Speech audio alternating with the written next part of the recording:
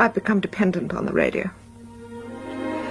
I turn it on as soon as I come home from work, and I forget to turn it off when I go to bed. I depend on it to fill in. A companion constantly talking to me, entertaining me. It's wrong.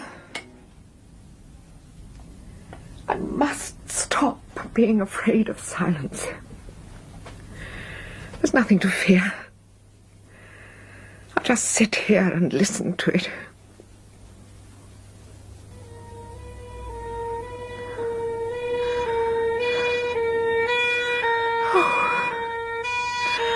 I thought it was coming for me. Oh dear, I'm shaking. No, Mary, stop it. Pull yourself together. Still, it was like a warning. A warning of approaching death. Coming for... No. Listen, Mary, listen to the silence. What's that? Oh, how silly of me. My own heartbeat. Oh. Quiet. Quiet, you. Let me listen to the silence. Why am I doing this? Why have I turned off the radio? Why am I deliberately sitting here frightening myself? I must be going mad. No. Don't say that. Don't even think of it. You're not mad, Mary Smith. You're perfectly sane. Why have I always been so lonely? Like a stranger in a strange land all my life. Indifferent parents, lovers without the pretense of love. Then solitary confinement as age inevitably conquers looks. What will happen to me when infirmity takes all?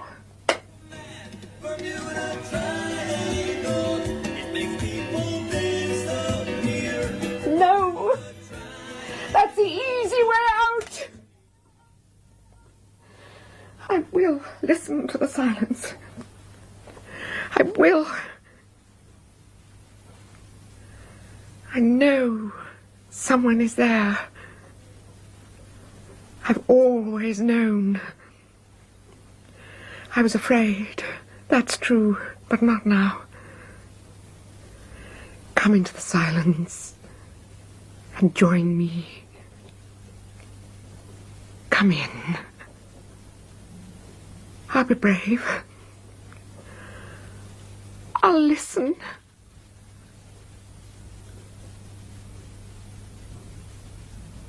Here I am. At last. Who are you? The radio and your voice prevented me. Where are you? Here. I am here. But I can't see you. Can you see the voices that come from your radio? Who are you? Your grandfather. My grandfather? A seaman. An explorer. Adventure was my life, still is. And what a great adventure it has been journeying to you. But, well, you can't be either of my grandfathers. You speak with a foreign accent. They were born in London. Besides, they're dead. They were not your grandparents. And your so-called parents were not your parents at all. What are you saying? Listen, Mary, I have something to tell you. Your real father was my son, Stefan. He was Polish like me. He didn't have the opportunity to marry the girl he loved. He was a political activist. And he was killed 6 months before you were born. Natasha, my daughter-in-law, your real mother, died giving birth to you. And you were taken to an orphanage in Warsaw. You were one of the lucky ones. A refugee family brought you with them when they fled from Poland to England. Here, they did a secret deal with an English couple, Mr. and Mrs. Smith, who adopted you. They were childless and desperately wanted a girl. But afterwards, they regretted it. They found you ungrateful, solitary, and temperamental. Quietly, they hated you and were secretly delighted when you ran away. As for you, without knowing it, you ached for your own country, your own people. You are Polish through and through. I have been trying to reach you, but you never gave me the silence, the deep silence I needed until tonight. I'm dreaming. Tell me I'm dreaming. No, you're not dreaming. Entranced, yes. For the first time, you have opened the door which deep down inside you knew was always there. The door between the two worlds. But I'm not psychic. I've never been to a seance in my life. You have always possessed psychic powers, but you have been secretly afraid of embracing them. Believe me, Mary, there is nothing to fear. Nothing at all. I thought that hearing you like this, well, that I'd be afraid. But I'm not. It seems, well, natural to be sitting here. It is natural, Mary. Everything that happens is natural. How could it be otherwise? We must keep our voices down. They might hear us downstairs. Only you can hear me. No one else can. Why have you come? First, to tell you who you are. This I have done. Secondly, and important to me, is to tell you stories. Wonderful stories that make up my life. But there is time for that. You have the rest of your life in which to hear them. All you need to do is to open the door to the silence, and I will come into it. Now, go to bed and sleep. Go to work tomorrow as usual. In the evening, when you return, do not switch on the radio, but listen to the silence. I'll be waiting to come in. Good night, Maria. Maria? But I've always been called Mary. Maria is your real name. Maria. Yes. It's me. It's really me.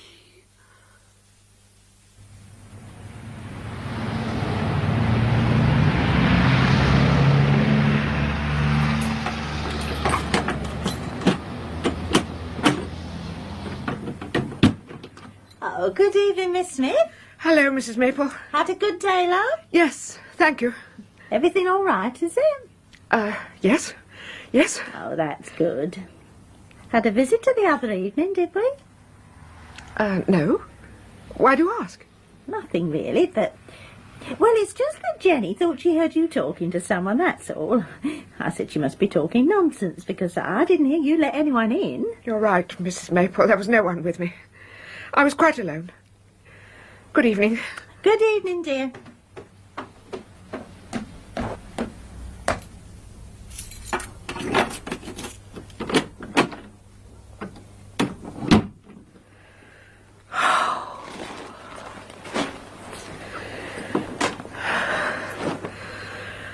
Privacy again. How wonderful. And silence. Will it happen once more, I wonder? Or was it merely a dream? Oh, no. Please tell me it wasn't a dream. I won't turn on the radio. I'll just sit here, quietly, and listen. Listen to the silence. Hello, Maria. Oh, hello. I've been thinking about you all day. Have you? That's nice. Where do you live? There is no way in which I can describe where I live. Your language does not contain the words, but I shall tell you tales of how I lived when I was in your world. Oh. What's the matter? So you are dead, then? Only in your limited sense of the word. Do I sound dead? No, not a bit. But Yes? tell me, what is it like to die? Do not fear dying, Maria. If you've enjoyed life as much as I have, you will find dying bitterly disappointing. But in time, that feeling will pass and you will discover that dying is another form of birth, and you will be content at the prospect. You make it sound almost pleasant. Well, it's less of an ordeal than I thought. Tell me about when you were in my world. Tell me about your adventures when you were here. Well, I was a captain of a ship and traded in Malay archipelago and along the seashores and riverbanks of Africa. Once I remember when I was trading in ivory, and yet after all that, I had managed to survive and return to England with the hold laden and the ship and all its crew safe. That was wonderful. Oh, tell me another story, Grandfather, please. Please, I feel like a child again. Good, I'm pleased. Except when I was a little girl, no one ever told me stories. That's all in the past now. I will tell you more stories tomorrow when you come home from work. Promise? Of course.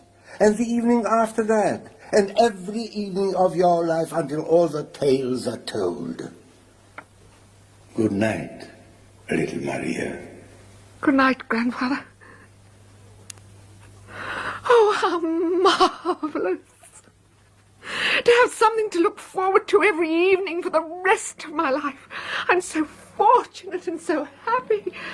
I've never ever really been happy before. And this can go on and on and on.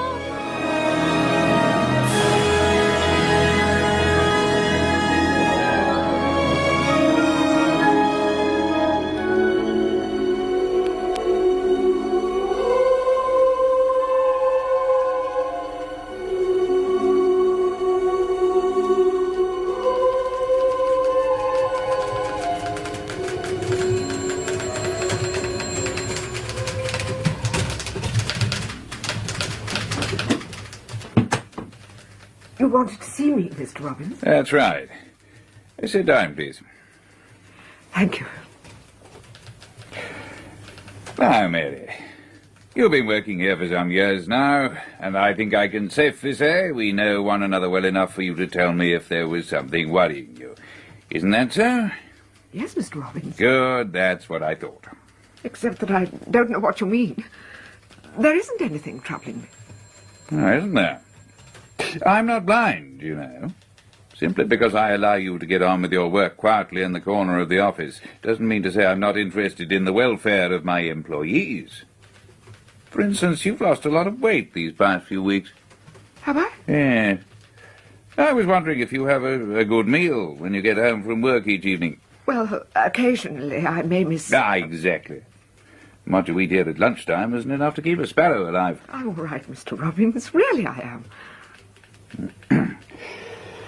Then there's your work.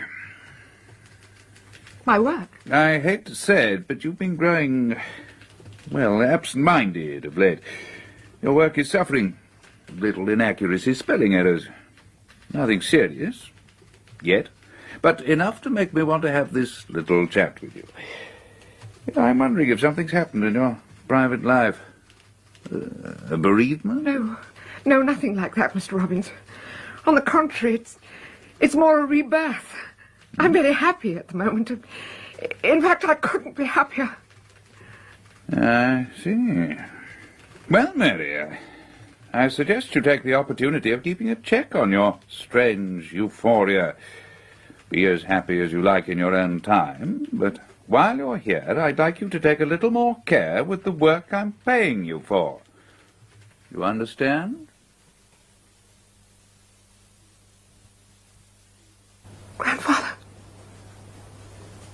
Grandfather, are you there? I am here, my child. I didn't tell you this before, but 2 months ago, my employer, Mr. Robbins, called me into his office and told me that my work was deteriorating. Today he called me into his office once more and gave me the sack. He calls it making me redundant, but it amounts to the same thing. Before you came into my life, I would have been terrified, but I'm not now. In fact, I'm glad. I shall get unemployment pay, and I shall be able to spend more time with you, listening to your tales. Good. Good. Tell me something, Grandfather. Did you ever write them down? Never had the time. I was always too busy living my life, not writing about it. But you have time, lots of it. Why don't you write them down for me? Write them in my voice. Hear me in your mind's ear as you write. My tales are true, not fiction. True tales of a sea captain who lived nearly 100 years ago. But you must have a routine. You will write in the morning, starting early. In the afternoon, we will go over what you've written, and in the evenings, I will give you fresh material. I shall have to go out sometime. No. But, Grandfather, I have to eat. I'll provide you with food. Food for the mind and spirit. That is what matters. Spend your money on pens and paper and exercise books with good stiff bindings. That's all you need. Believe me, Maria, that is all you will need. That and the dreams you'll dream. Tomorrow, you start writing.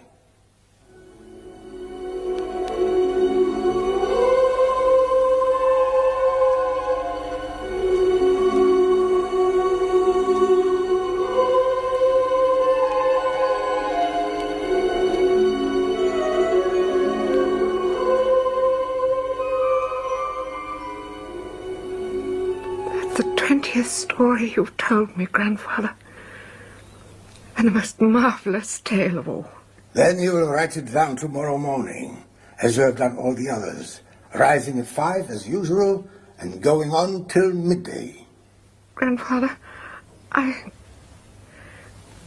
think that tomorrow morning I really should go out for a little while and buy some food.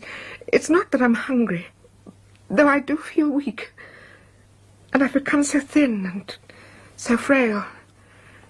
And my hair's falling out. Listen, Maria, that does not matter. You must write the story tomorrow morning while it is still fresh in your mind.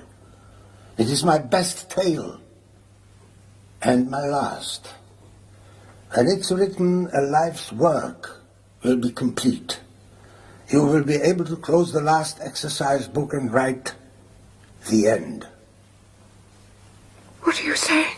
It is the end, my child.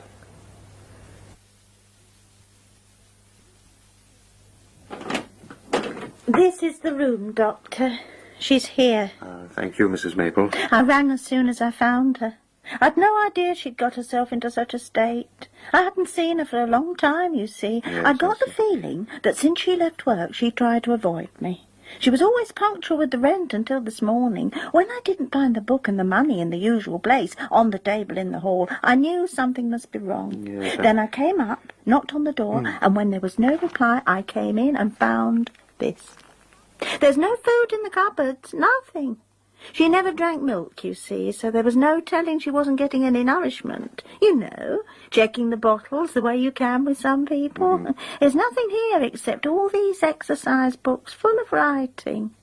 It's as if she just went out of her mind, sat up here in solitude and complete silence, and wrote her heart out. Mrs. Maple. Yes, Doctor. Would you like to go downstairs and look after your daughter?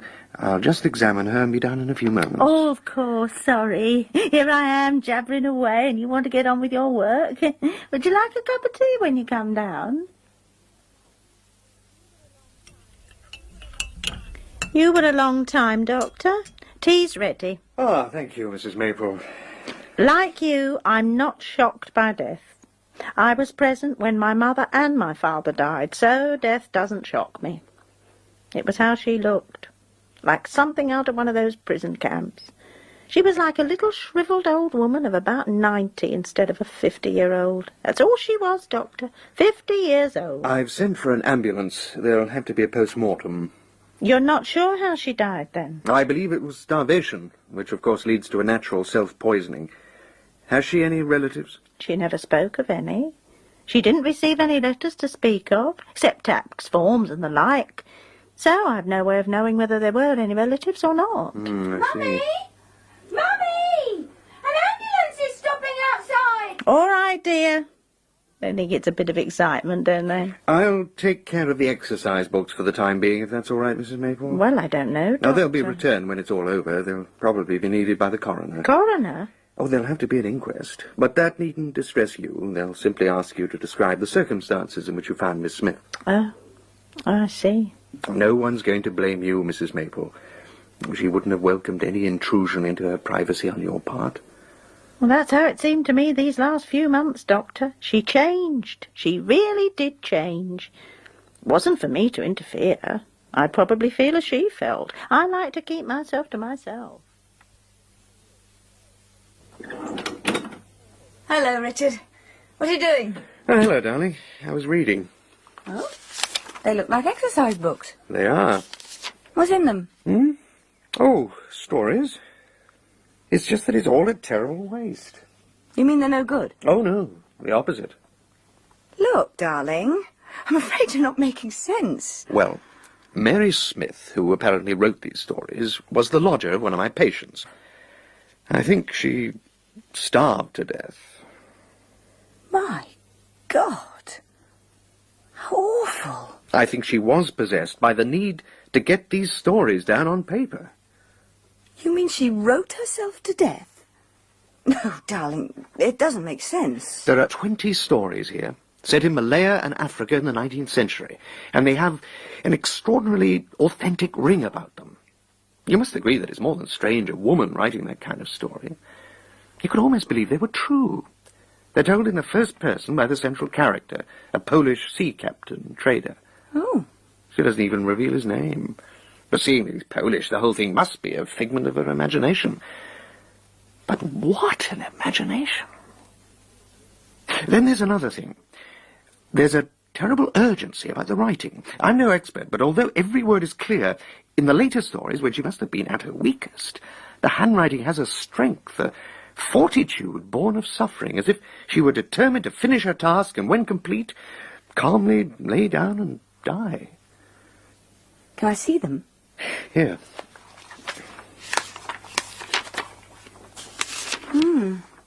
I see what you mean about the handwriting. It is a bit wild and ragged, especially towards the end. But there's an exhilaration about it. Exhilaration? Not fortitude, darling. Exhilaration is the word I'd use. Look, see how the lines slant upwards and the letters slant forward? It's, well, optimistic handwriting.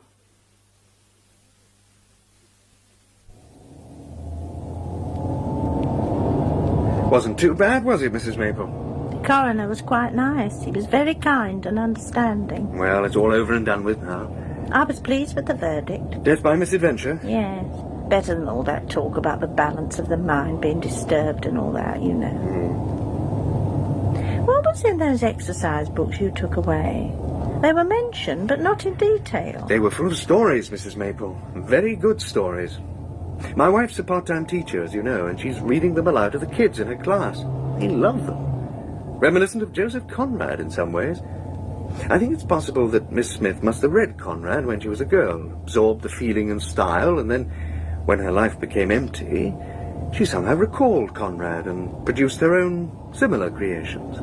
I don't understand all that. But I do know Jenny enjoyed hearing them. Jenny heard them. Not all of them. Snatches of them. She could hear Miss Smith reading them aloud. Jenny told me she used to sit outside her door and listen. She wouldn't make up something like that. No, of course not. Well, Doctor, I'm glad Mrs. Rogers is reading them to her school children. At least all that work Miss Smith put into them won't have gone for nothing.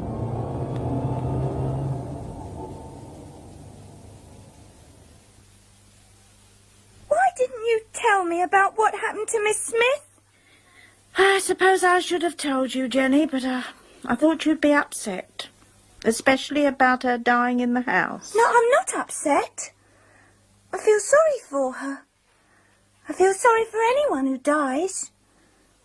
Why did she die, Mummy? She was old, I suppose. Her time had come. She wasn't all that old. I mean, she wasn't as old as the man. Man? What man? Didn't you see him? What man are you talking about? The one that came here to see her, of course, her visitor. I never knew she had a visitor. The funny old man with the dark brown face and funny hat and that great big white moustache. And you saw him? Lots of times.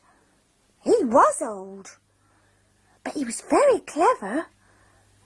Do you know, Mummy, he used to walk right through this door. It's true, without even opening it. That is clever, don't you think? Right through this door. I wish I could do that.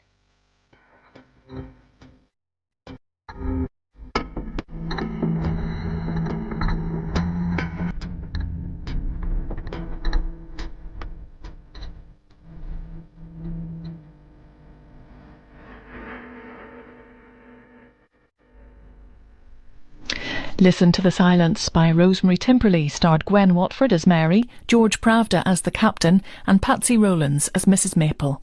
David Ashford was the Doctor and other parts were played by Heather Bell and Alexander John. Nigel Haver stars in tomorrow.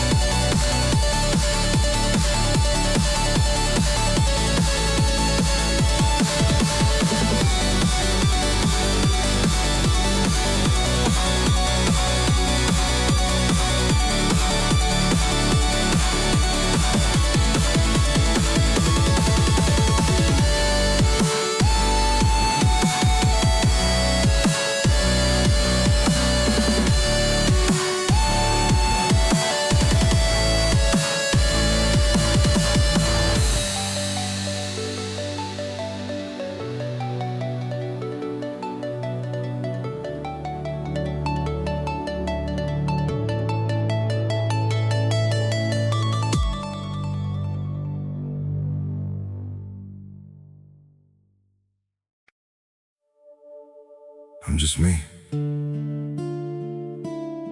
and you're just you. But somehow, that's everything we need.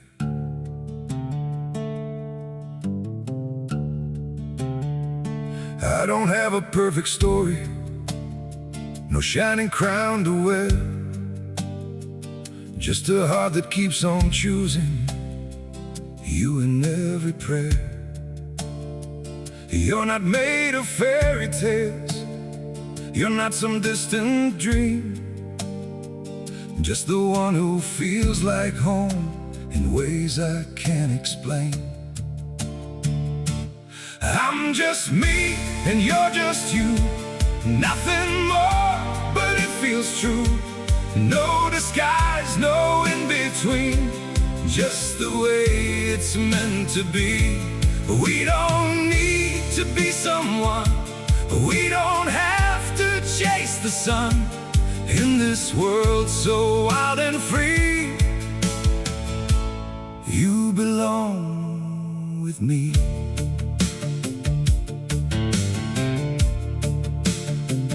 We're not written like a story people talk about for years, but in every quiet moment, you're the one I feel so near. I'm just me and you're just you, nothing more, but it feels true. No disguise, no in-between, just the way it's meant to be. We don't need to be someone, we don't have to chase the sun. In this world so wild and free, you belong with me. Maybe we're not perfect, maybe we don't shine, but if you stay beside me, then everything is right. I'm just me and you're just you, still somehow we make it through every road and every sea. Lead you back to me. We don't need the stars above, we already have enough. Simple hearts, one destiny. You're the one for me.